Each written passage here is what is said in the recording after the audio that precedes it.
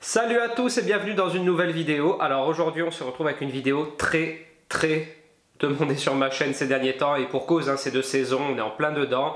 Vous avez vu passer cette recette en Insta Story sur mon Instagram. D'ailleurs je vous mets mon compte Insta juste ici, si vous voulez me rejoindre c'est toujours cool. Et il s'agit donc de la tarte fraise rhubarbe. Donc moi c'est des produits que j'affectionne particulièrement. Je suis fan de rhubarbe. Il n'y a pas grand monde qui aime vraiment la rhubarbe autant que moi, mais moi je trouve que c'est un produit incroyable. Et les fraises évidemment, ça je pense que tout le monde aime. Du coup je vous propose une de mes recettes de tarte fraise rhubarbe, même si je fais plusieurs versions. Je fais des versions avec de la crème, des versions sans crème. Ici c'est la version avec la crème d'amande rhubarbe, donc vous allez voir, il y a du fruit cru, du fruit cuit, de la rhubarbe pochée. Mais n'ayez pas peur, elle est ultra facile à réaliser. Et nous on se retrouve tout de suite avec la liste des ingrédients. Alors première étape, la pâte sucrée. Donc pour cette pâte sucrée, il vous faudra 250 g de farine, un œuf, 90 g de sucre glace, 140 g de beurre et 25 g de poudre d'amande. Dans la cuve du robot muni de la feuille, mettez votre beurre et votre sucre glace. On va les crémer, c'est-à-dire les mélanger à vitesse moyenne jusqu'à obtenir une texture de crème comme vous le voyez ici. Une fois que vous avez cette texture, vous rajoutez votre poudre d'amande tout en mélangeant. N'hésitez pas à relever plusieurs fois la cuve du batteur afin de pouvoir ramener toute la préparation vers le centre pour mieux l'amalgamer. Ensuite, on met notre œuf tout en battant. On répète l'opération, on remet toute la préparation au centre de la cuve et on continue à mélanger. Puis on rajoute notre farine tout doucement au fur et à mesure tout en continuant de battre. Ensuite, on va mélanger très peu de temps. Lorsque la boule de pâte commence à se former, on arrête. Là, ici, je vous l'ai mis en temps réel, comme ça vous pouvez voir une dizaine de secondes, pas plus.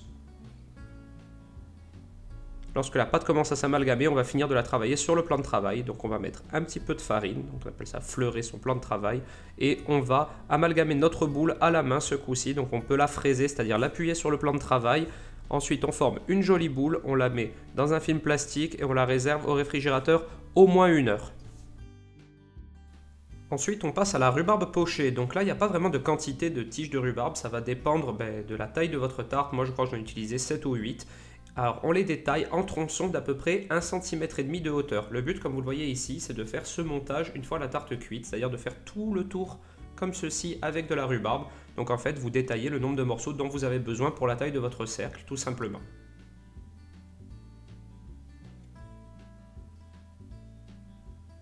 Vous pouvez vous entraîner à faire le cercle à cru comme ça pour voir le nombre de morceaux dont vous aurez besoin. Moi, je vais aussi en faire un petit cercle au milieu et ensuite autour, je mettrai des fraises fraîches. Donc ça c'est très facile, la rhubarbe pochée, il vous faut 1 litre d'eau et 15 centilitres de grenadine. Alors la grenadine c'est vraiment pour colorer notre rhubarbe, pour qu'elle garde son beau côté rouge qui va faire que notre tarte sera très belle. Rassurez-vous, ça ne donne pas du tout le goût de grenadine, au contraire ça va permettre d'adoucir un petit peu la rhubarbe. Et ensuite, lorsque l'eau bout, on baisse un petit peu le feu histoire qu'elle frémisse juste et on met notre rhubarbe à l'intérieur. La cuisson c'est très rapide, 2-3 minutes pas plus. Il faut qu'elle reste un petit peu ferme comme ceci, de toute manière elle va finir de cuire au four un petit peu plus tard.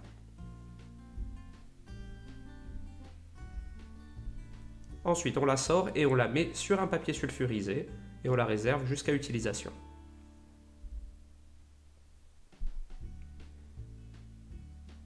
Ensuite, on va pocher un petit peu de rhubarbe supplémentaire, donc 75 g, pas beaucoup. Moi ici, vous voyez, il y a une grande quantité parce que je m'en suis servi pour autre chose. Mais ce coup-ci, on va la pocher 10 minutes. Là, ce qu'on veut, c'est obtenir une purée de rhubarbe. Donc, une fois les 10 minutes passées, on met notre rhubarbe dans un récipient et on la garde de côté. On en prélèvera juste 75 g. Et 75 g qui va nous servir à faire notre crème amande rhubarbe. Ça c'est ma petite technique, j'ai essayé ça la dernière fois, c'est vraiment une invention et vous allez voir ça fonctionne très bien. On va remplacer notre sucre par de la rhubarbe pochée. Donc pour cette crème d'amande, il vous faudra 75 g de poudre d'amande, 75 g d'œuf, 75 g de beurre et au lieu des 75 g de sucre, on va les remplacer par 75 g de rhubarbe pochée. Je me suis essayé à faire ça la dernière fois et j'ai été très satisfait du résultat, donc je vous conseille vivement d'essayer cette crème d'amande rhubarbe.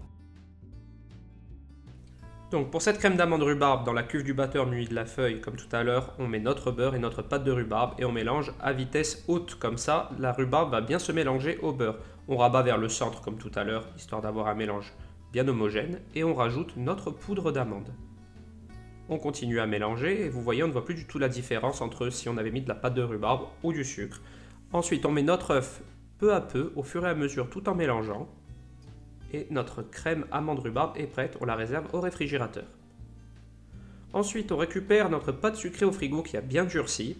Moi, ce que je vous conseille, c'est de mettre un petit papier sulfurisé comme ça par-dessus, parce que c'est plus facile pour l'étaler, ça ne collera pas au rouleau. Donc d'abord, on la tape pour la ramollir un peu.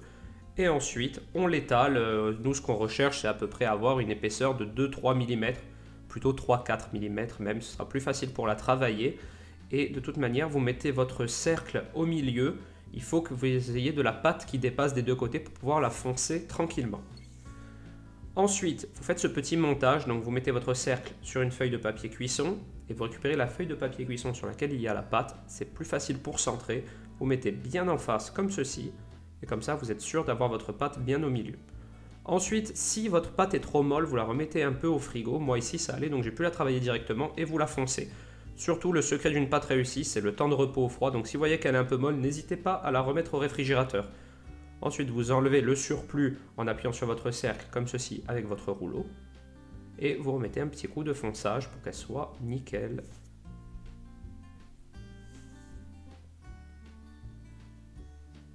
Un petit coup de couteau pour enlever juste le surplus qui dépasse et on la remet au réfrigérateur au moins une demi-heure.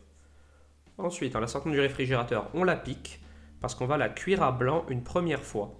Donc cuire à blanc, c'est-à-dire on la cuit telle qu'elle au four.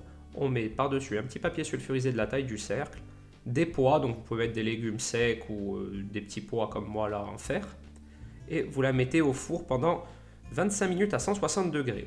Ensuite, vous retirez vos pois, vous la laissez un peu refroidir et vous récupérez votre crème d'amande rhubarbe au réfrigérateur. Et là, vous dressez, vous faites un serpentin, peu importe, de toute manière, ensuite on va la lisser à la spatule et vous garnissez donc ce fond de tarte de crème d'amande rhubarbe. Vous lissez bien pour qu'il y en ait bien de partout, sur la même épaisseur. Et ensuite, vous récupérez vos dés de petites rhubarbes pochées et vous faites tout le tour, comme vous vous êtes entraîné à le faire tout à l'heure, accru sur votre planche de travail. Vous faites bien le tour comme ceci.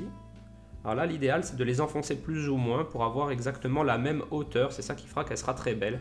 Ensuite, si vous avez des fraises qui sont un petit peu passées, un petit peu trop mûres, vous les mettez dans votre crème d'amande. Alors ça, c'est important parce que ça va nous donner un petit côté fruit cuit. Et il y aura aussi le fruit cru parce qu'on va la garnir de fraises tout à l'heure. Et ça fait différentes textures qui sont très intéressantes.